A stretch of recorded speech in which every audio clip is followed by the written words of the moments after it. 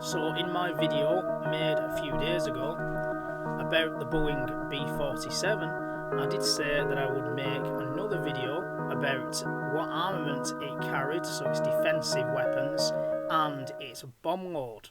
I'm also going to do another video on where you can see this today. So the aircraft first flew in late 1947, entered US Air Force service in June of 1951 and retired in 1977.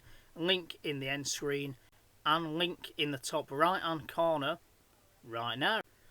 So there was the bomber version, the electronic warfare version that also doubled as a spy aircraft. And even though it carried quite a potent armament, it couldn't save one bomber from being shot down over the Soviet Union.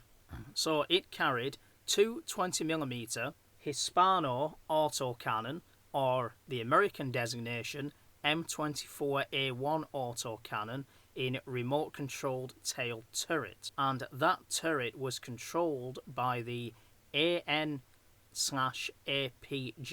32 X-band tail turret auto track radar manufactured by General Electric.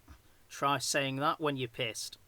It also carried as secondary armament. I have no idea where these four machine guns were placed around the bomber, because I can only see the two autocannon in the tail. But anyway, these were 303-inch Browning machine guns, obviously as we would designate today heavy machine guns, and they used the AN/APG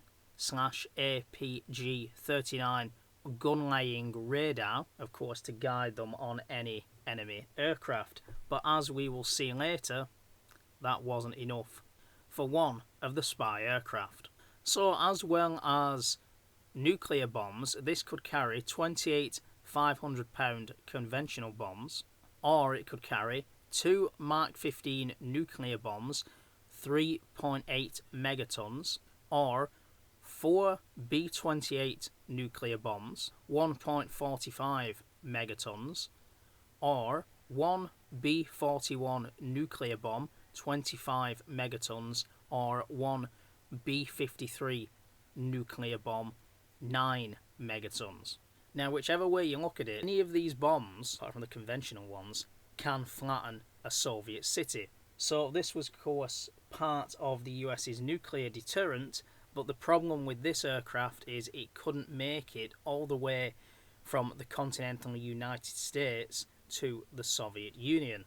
So the only way to make it to the Soviet Union was via aerial refueling.